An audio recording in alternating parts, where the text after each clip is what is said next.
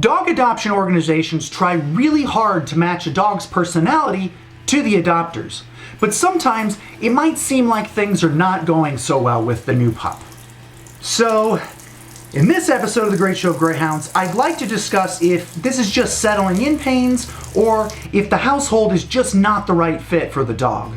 Ultimately, I want to avoid a situation in which someone who has recently adopted a dog feels that they need to return it.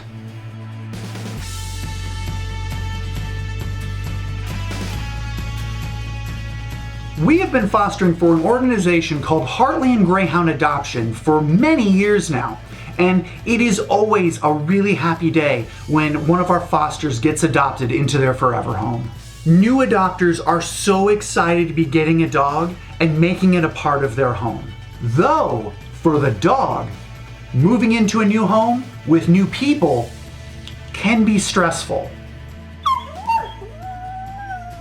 It can take 3 or more weeks for a dog to decompress after that move.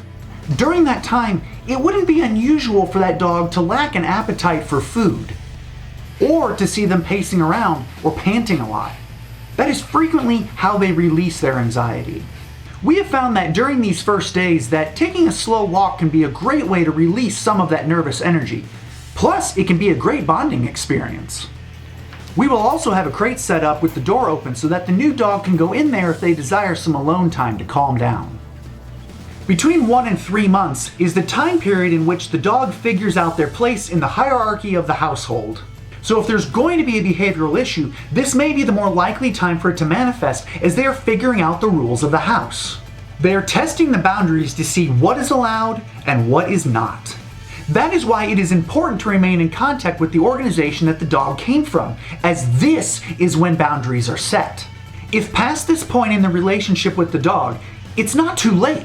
It can still be reset. It may just take a little bit more work. I strongly encourage consulting with the adoption group for training suggestions that can be catered to the dog's specific situation. When greyhounds are retired from the racetrack and adopted into homes, it's not unusual for them to display separation anxiety, as many of them have not been alone before. There would have always been other dogs around, from their time as puppies at the whelping farm through their career living in the kennel at the racetrack. Issues may not necessarily be a naughty dog, but one that is anxious. Speaking with the adoption organization is crucial. We've had dogs return for reasons that we could have easily provided a solution for if only adopters had said they were having difficulties. And in many cases, unfortunately, by the time we were hearing from the adopters, it was to arrange a time for them to drop the dog off. By that point, the relationship is just too damaged to repair. They are frustrated, they are done, and they do not want to deal with the hassle anymore.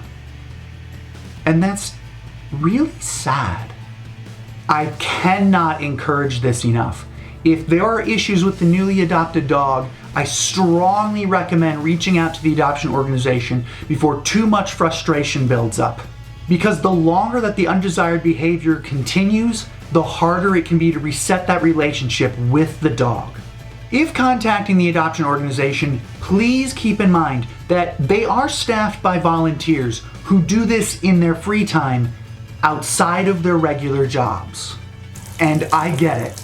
I completely understand that there may be an eagerness to receive a solution to a behavioral issue, but I ask for patience while waiting for them to be available to respond.